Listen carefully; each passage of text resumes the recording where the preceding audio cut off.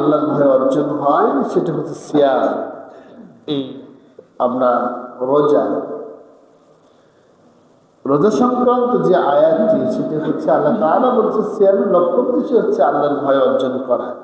আমি আপনি যখন সিয়াম পালন করি তখন আমার মধ্যে যে আল্লাহর ভয়টা জাগ্রত হয়। আমি দিনের বেলা খাবার সুযোগ থাকা সত্ত্বেও খাই না, অন্যায় জিনিস ধরার ক্ষমতা থাকলেও ধরি না, দেখার শক্তি থাকলেও দেখি না। শুধুমাত্র মনের মধ্যে কার ভয়?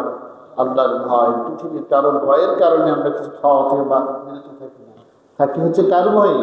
আল্লাহর ভয়। এই জন্য আমাদেরকে রমাদান মাসের একটি মাস, সারা মাস হচ্ছে সিয়াম পালন করা ফরজ। এর পাশাপাশি আরো নফল রোজাগুলো রাখা এবং এই সিয়ামগুলোর হক আদায় করা, যত্ন করা। সারাদিন আমি যখন সিয়াম পালন করব, সেই সিয়াম পালনটা আমি এমনভাবে করব যে এটা শুধুমাত্র আল্লাহর জন্য। কার জন্য? শুধু আল্লাহর জন্য, আর কারোর জন্য নয়, দেখানোর জন্য না।